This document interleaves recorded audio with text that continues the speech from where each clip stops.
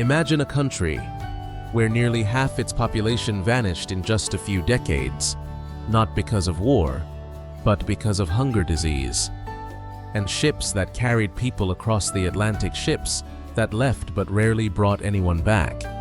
That country is Ireland. In 1845, the potato fields began to rot. For Ireland's poor, this wasn't just a failed harvest. It was the moment food vanished from the table, children grew weak with hunger, and entire families had to leave their homeland to find any chance of survival. Nearly 2 centuries later, that wound is still visible in abandoned stone houses, in sorrowful songs, and in the millions of people of Irish descent living all over the world. But Ireland isn't only a story of loss.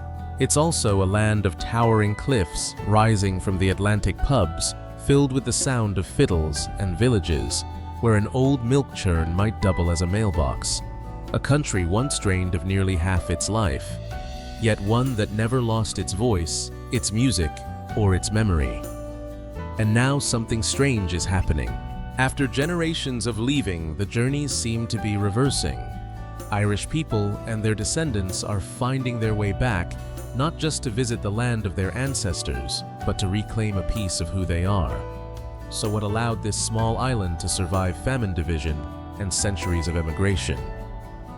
To understand Ireland today, we have to go back to 1845, when a rotting potato field opened the darkest chapter in this nation's history.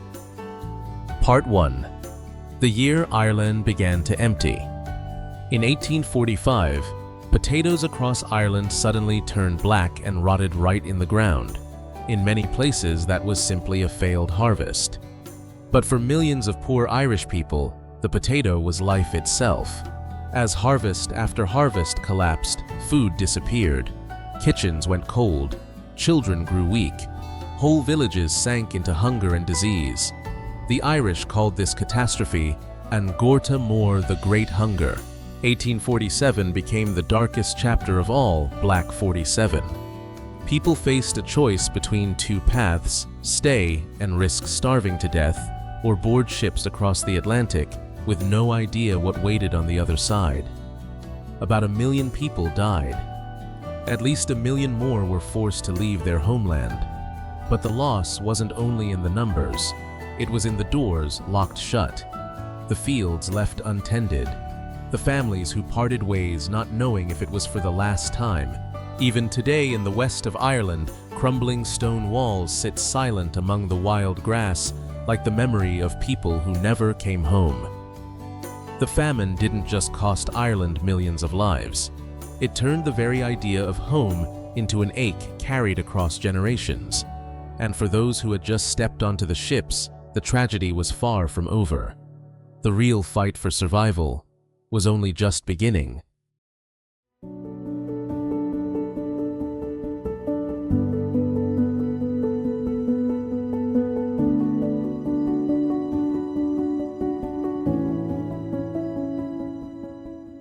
Part 2. Ships carrying despair.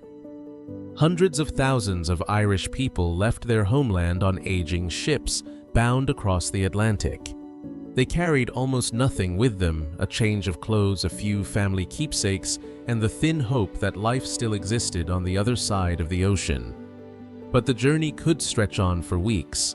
The holds were cramped, clean water was scarce, and sanitation was almost non-existent.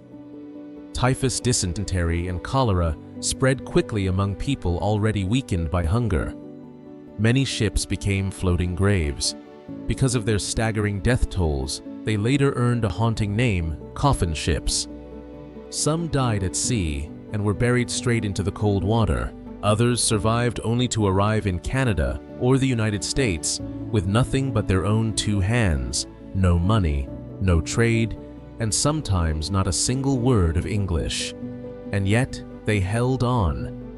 They dug canals, built railroads, worked the mines, and took on the hardest labor there was. Every spare coin they could scrape together was sent back to Ireland, helping those left behind stay alive.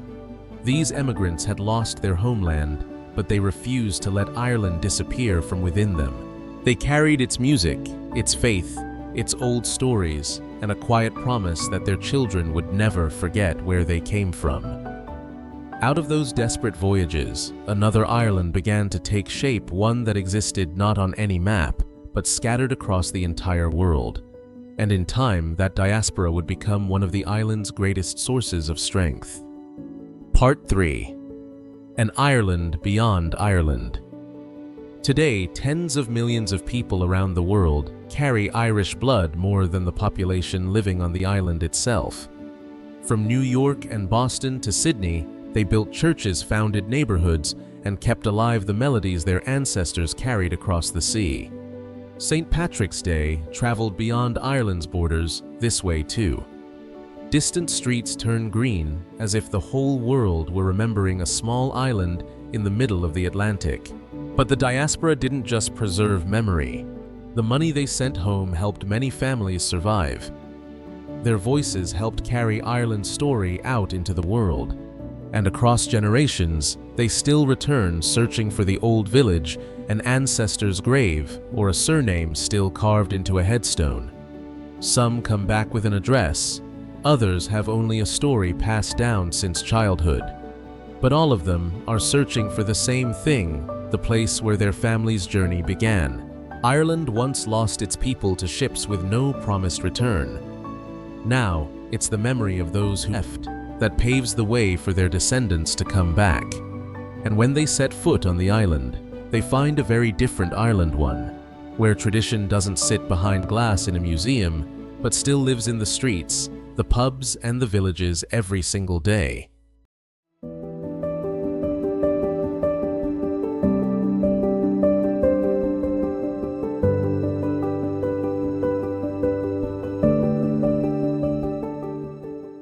Part 4.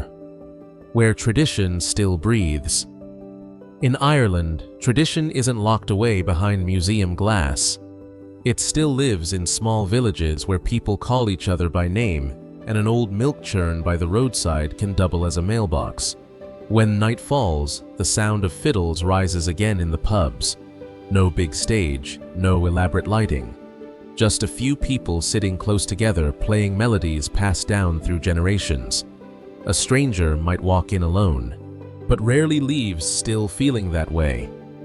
In the Irish-speaking regions or the Gaeltacht, the old language is still spoken at home, in schools, and in everyday life.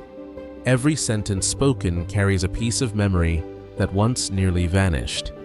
Because for the Irish, culture isn't only about remembering the past. It's proof that after famine, emigration, and division, this people never lost themselves.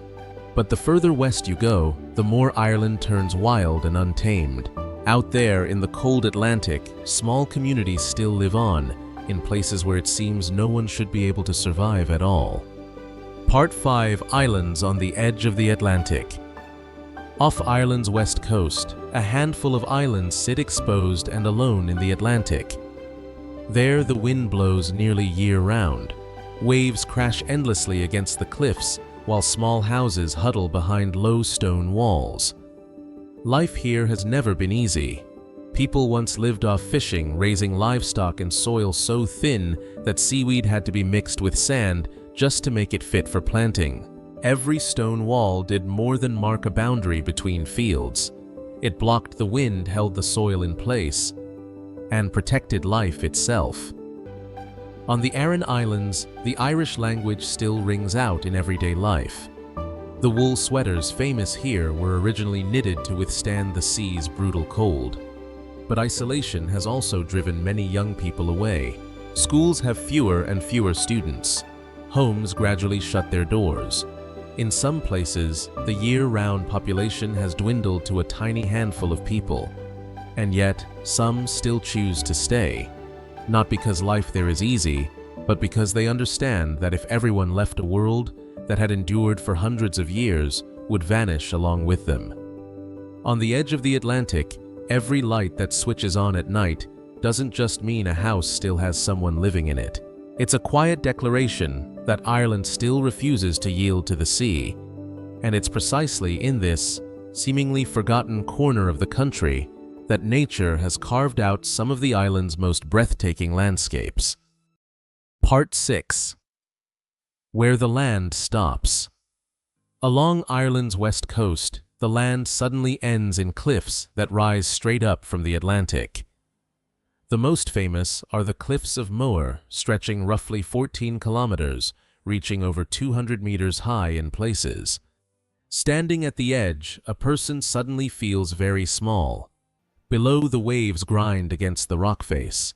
Above, seabirds wheel through powerful gusts of wind. No buildings, no lights break the horizon, only stone water and sky. But Ireland's beauty isn't confined to its famous landmarks.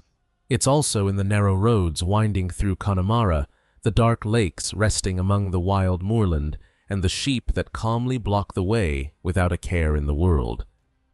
The weather can shift in a matter of minutes. Rain blankets a valley one moment, then sunlight breaks unexpectedly through the clouds, setting an entire hillside glowing an almost unreal shade of green. Perhaps that's why Ireland is called the Emerald Isle. But this beauty isn't gentle. It's wild, cold, and always a reminder that nature, not people, sets the rhythm of life here. And amid these lands that seem to hold nothing but wind and stone, a coastal road once wove back together communities that had stood on the edge of being forgotten. Part 7. The Road that Awakened the West of Ireland. Along Ireland's west coast runs the Wild Atlantic Way, a coastal route stretching roughly 500 kilometers through some of the island's most untouched regions. The road winds along cliffs through fishing villages and fields that never seem to stop catching the wind. But it isn't just for tourists. The Wild Atlantic Way has put many remote communities back on the map. Old houses became guest houses. Small pubs lit up again. Young people found new reasons to stay home. Tourism brought jobs, but it also raised a hard question. How do you welcome the whole world here, without losing yourself in the process? Because what makes the west of Ireland special isn't only the scenery. It's the slow pace of life, the stories shared by the fire, and the feeling that even a stranger is welcomed like an old friend. Along this road, Ireland doesn't try to hide its remoteness. Instead, it turned that very isolation into the thing that draws people in. But leave the coast behind for the cities, and you'll find a completely different Ireland, younger, wealthier, and now paying the price for changing too fast. Part 8. The Economic Miracle and Its Price. From a country that once watched its own people leave, Ireland has become a place that draws workers in from all over the world. Dublin today serves as the European headquarters for many major tech and pharmaceutical companies. Jobs have grown, the city has come alive, and Ireland's economy has surged forward. But behind this miracle lies a paradox. The country grew rich, fast housing didn't keep up. Rents climbed sharply. Many young people with good jobs still can't afford to live on their own. Some have had to leave Dublin, even leave Ireland altogether, not because of famine this time, but because they simply couldn't find a home they could afford. In the past, the Irish left in order to survive. Today, some leave just to be able to start a life. That's the shadow behind the impressive growth numbers. A country that once dreamed of its people coming home now has to find ways to keep them from leaving again. But amid all this dizzying change, one thing has never disappeared: the way the Irish open their door to a stranger. Part 9. A cup of tea is never just a cup of tea. In Ireland, hospitality usually starts with one simple question. Will you have a cup of tea? Whether you're an old friend, a neighbor, or someone who just walked through the door, the kettle is almost always put on before the conversation even begins. Tea comes with milk, biscuits, and small talk that might seem trivial. But behind that habit is the Irish way of closing the distance between people, because they rarely say outright, "I'm worried about you." Instead, they'll pour a little more tea, push the plate of biscuits closer, and stay sitting a while longer. In small villages, a visit can stretch on for hours. Talk of the weather drifts into talk of family and eventually lands on some old story everyone has heard 100 times before, yet still laughs at as if hearing it for the first time. In an Ireland that's changing so fast, that small pot of tea still points to what matters most. A home isn't measured by square footage or price. It's measured by how welcome you feel the moment you step through the door. And sometimes it's in those conversations over tea that you come to understand why humor became the Irish way of getting through even their darkest chapters. Part 10. Laughter through the stormy days. The Irish have their own particular way of facing hardship. They turn it into a funny story. A car breaking down in the rain, a heartbreaking football loss, or the ever-rising cost of living, all of it can become the punchline in a pub that same night. Not because they take the sadness lightly, but because sometimes laughter is the only thing that keeps sorrow from pulling a person under. Irish humor tends to be dry, self-deprecating, and unexpected. Someone might tell the story of their own failure with such a straight face that it takes the listener a few seconds to realize it was a joke at all. Perhaps this trait was shaped over centuries of loss. Unable to change the past, they learned to sit beside it, pour a pint, and retell it in a lighter voice. That's why in Irish pubs, laughter and mournful old tunes often ring out at the very same time. A people who never forget what they've been through, but who also refuse to let the past steal the joy of the present. And perhaps it's that very spirit that's now drawing those who once left the island to find their way back home. Part 11. When the ships change direction. For generations, leaving Ireland was the most familiar path there was. But now that journey is slowly reversing. Many Irish people who once lived in London, New York, or Sydney are starting to come home. Alongside them are the descendants of families who left the island generations ago. Some return for work. Some are searching for a slower pace of life. And some simply want to stand in front of their ancestors' old stone house, hear a familiar name spoken aloud, and know they belong somewhere. Ireland today also welcomes people from all over the world. On the streets of Dublin, many languages ring out together, shaping a country that's younger and more diverse than it once was. The island that once lost its people to hunger and poverty has become a place others now come to in order to start a new life. But coming home doesn't mean every hardship has disappeared. High housing costs an expensive cost of living, and the gap between city and countryside still give many people pause. Even so, what draws people back was never just opportunity. It's memory. It's family. It's the sense of belonging that comes when a stranger invites you to sit down for a cup of tea. Nearly 2 centuries ago, ships leaving Ireland carried despair. Today, some flights coming back carry something entirely different, the hope of starting again, right where the story was once left unfinished. Ireland once lost millions of people to hunger and to ships with no promised return, but the island never lost itself. The language is still spoken aloud. The old melodies still ring out in the pubs. On far-off islands, someone still lights a lamp every evening to keep a community from disappearing. Ireland today is richer, more modern, more diverse than it once was. But behind its lively cities still stands a people who have never forgotten what it felt like to leave home. Perhaps that's why they always keep a place open for those who return. Sometimes it's an ancestor's old stone house. Sometimes it's just a chair beside a hot cup of tea. And sometimes it's an old milk churn by the road still patiently waiting for a letter addressed to someone who went far away. Ireland isn't only the island of those who once had to leave. It's the island that always leaves the way back open. Because some journeys stretch across generations, but in the end, the heart always knows the way home.